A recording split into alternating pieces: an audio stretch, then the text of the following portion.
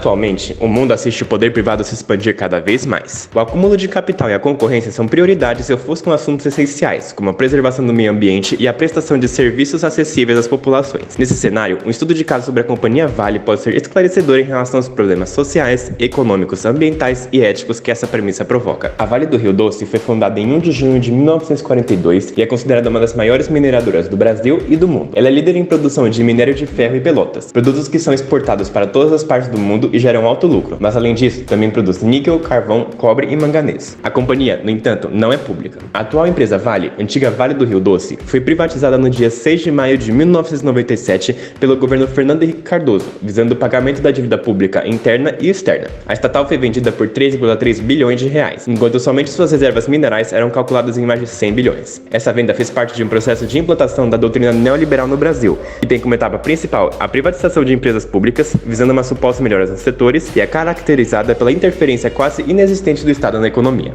Diversas ações populares são feitas atualmente para analisar o suposto leilão criminoso e as irregularidades da venda, contando com a perda enorme de patrimônio e a privatização sem debate com a sociedade, ignorando um plebiscito popular e o próprio bem-estar da economia brasileira. Além disso, a companhia recentemente se tornou alvo de debates e teve sua imagem afetada por estar diretamente ligada a processos danosos que configuraram enormes crimes ambientais, os casos de Mariana e Brumadinho, em Minas Gerais. Com o rompimento das barragens em questão, mais de 30 milhões de toneladas de substrato contaminado se espalharam pela região. Os rejeitos percorreram os arredores com rapidez, soterrando tudo o que estivesse em seu caminho, incluindo cidades, corpos d'água e vegetações próximas. De acordo com o Instituto Brasileiro do Meio Ambiente e dos Recursos Renováveis, o IBAMA, somando o rompimento das duas barragens, cerca de 1.602 hectares de vegetação foram destruídos, incluindo áreas de Mata Atlântica e proteção permanente, contaminando o solo e 643 quilômetros de rios e afluentes. Dentre as consequências que a irresponsabilidade da Vale deixou, o rio Paraopeba, responsável pelo abastecimento de 52% da região metropolitana de Belo Horizonte, foi fortemente impactado no desastre, uma vez que recebeu grande parte dos rejeitos contaminados com minérios da barragem de Brumadinho. A lama contaminada aterrou o curso dos rios, soterrou nascentes, contaminou o lençol freático da região, causou a morte de diversos organismos marinhos e impossibilitou o consumo de água, além de também deixar um rastro de destruição que se estendeu até as águas do litoral do Espírito Santo. Segundo pesquisadores, a extensão contaminada pode vir a se recuperar aos poucos, entretanto, dificilmente voltará ao que era antes. Em relação ao aspecto humanitário dos desastres, logo nas primeiras horas após o rompimento das barreiras em Brumadinho, grupos sociais militantes, como o Movimento dos Atingidos por Barragens, já estavam se unindo para agir em prol das vítimas, dando amparo psicossocial e informando os mesmos sobre seus direitos diante daquele crime. O MAB emitiu uma nota onde manifestava o repúdio pelo descaso das autoridades. Seguimos lutando por justiça em Mariana, em Brumadinho, na Bacia do Rio Doce, no litoral capixaba e em defesa do São Francisco. Exigimos justiça em mais este crime, que a morte de pessoas, de animais, dos rios e do meio ambiente não fique mais uma vez impunes. A Articulação Internacional das Atingidas e dos Atingidos pela Vale, junto com o movimento Águas e Serra de Casa Branca, Brumadinho, realizou um projeto com o intuito de observar, prestar solidariedade e apoiar o município atingido. Documentou também a atuação precária dos órgãos públicos da empresa envolvida em relação às famílias, que por uma falsa coincidência são predominantemente declaradas não brancas e arcam com as consequências do racismo e da marginalização agravados pelo desastre. Diante desta pesquisa, foram definidas medidas prioritárias como o apoio às vítimas, a recuperação do rio Paraopeba e o monitoramento das demais barragens. Diante da negligência acerca dos afetados, pode-se inferir que o corpo de controle da Vale representa a classe dominante, que atropela as barreiras das classes mais baixas em prol de seus interesses. Desse modo, a partir da análise dos casos de Brumadinho e Mariana, é possível pontuar que a empresa não tomou as devidas medidas para assegurar que suas instalações fossem seguras. Ambos os ocorridos poderiam ter sido evitados se não fossem o descaso da empresa sobre os danos que poderiam gerar por conta de um mau planejamento. Conforme Antônio Gramsci, a ideologia política possui um duplo sentido. É tanto uma ferramenta vantajosa para a classe dominante que garante a coesão social, mas ao mesmo tempo é uma maneira de classes subalternas tomarem consciência. A partir dos danos causados, as regiões devastadas, as vidas que foram perdidas por esses crimes ambientais, a ficha da sociedade brasileira caiu ao ver que a empresa não se preocupava com o bem-estar social e ambiental. A Vale manteve-se num pedestal, partindo da premissa neoliberal de que gerava lucro para o mercado nacional e até então com infraestruturas seguras, propagando assim o sentimento de conformidade na sociedade, que por sua vez não questionava os verdadeiros interesses da empresa, ou seja, da classe antagônica. Mas a partir desses erros irreparáveis, em períodos próximos, a população conseguiu de certa forma abrir os olhos em relação à falta de interesse sobre as necessidades de classes inferiores, pessoas, apenas visando a prosperidade da companhia. Portanto, causou-se um efeito de conscientização nas classes subalternas sobre o ringue do individualismo do cenário neoliberal. Diante dos fatos expostos, é possível concluir que o caso da empresa Vale não é simples. Graças à negligência em nome do acúmulo de capital, o mesmo erro foi cometido 2 vezes, em Brumadinho e Mariana. No entanto, as punições pelas catástrofes foram insuficientes. Nenhum executivo foi preso no processo, as indenizações aos afetados não fizeram jus aos prejuízos e a empresa saiu quase ilesa. Embora suas ações tenham caído 24% após o ocorrido em Brumadinho, tal queda pouco representaria para a terceira maior empresa de mineração do mundo, que em outubro do ano anterior à segunda tragédia, obtinha lucro líquido de 5,75 bilhões de reais em único trimestre por meio da produção de minério de ferro. Assim, infere-se que a diretriz primordial em relação à empresa deve ser a intensificação da fiscalização por parte das autoridades governamentais. Tendo em vista que existem mais de 500 barragens em Minas Gerais, muitas delas geridas pela Vale, é preciso aumentar a pressão estatal sobre a empresa para que elas sejam devidamente monitoradas. Além disso, é preciso que as penalidades por crimes ambientais sejam urgentemente reavaliadas e enrijecidas,